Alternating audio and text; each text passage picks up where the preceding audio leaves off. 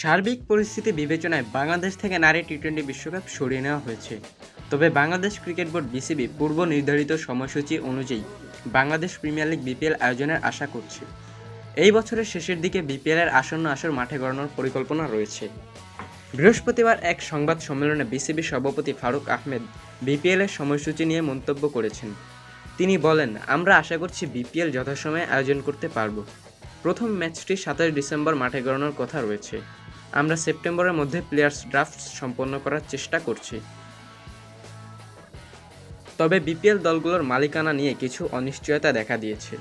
নিউটেক্স group, যারা দুর্দান্ত ঢাকার মালিক ছিল, তারা বেশ কিছুদিন আগে থেকে নিজেদের সরিয়ে নেওয়ার কথা জানিয়েছে। এছাড়াও চট্টগ্রাম চ্যালেঞ্জার্স, সিলেট স্ট্রাইকার্স এবং ফরচুন বরিশাল দলগুলোর মালিকানা নিয়েও শঙ্কা রয়েছে। বিপিএলের সবচেয়ে সফল দল কুমিল্লা ভিক্টোরিয়ান্সের মালিকানায় আছেন সাবেক অর্থমন্ত্রী আহম মোস্তফা কামালের মেয়ে নাফিসা কামাল। তবে সাম্প্রতিক সরকার পতনের পর তিনি তার বাবার সঙ্গে দেশ ছেড়েছেন। ফলে কুমিল্লা ভিক্টোরিয়ান্সের ভবিষ্যতও অনিশ্চিত হয়ে পড়েছে। বিসিবি সভাপতি ফারুক আহমেদ এ বিষয়ে বলেন, দুই একটি দল হয়তো অংশগ্রহণ করতে চাইবে না, তবে তারা এখনও নিশ্চিতভাবে জানায়নি। ধারণা করছি তারা না বলতে পারে। প্রথমে আমরা দলগুলোকে চূড়ান্ত করব। আমি ব্যক্তিগতভাবে দলের মালিকদের ইন্টারভিউ করব। বন্ধুরা, আপনাদের কি মনে হয় বিপিএল কি যথাসময়ে মাঠে গড়াতে পারবে? কমেন্ট করে জানান। ভিডিওটি যদি ভালো লাগে লাইক করুন। আমাদের চ্যানেলে নতুন হলে চ্যানেলটাকে সাবস্ক্রাইব করুন।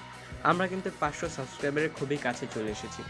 আমি যখন ভিডিওটি রেকর্ড করছি তখন আমাদের 500 সাবস্ক্রাইবার হইতে আর মাত্র 11টি সাবস্ক্রাইবের প্রয়োজন।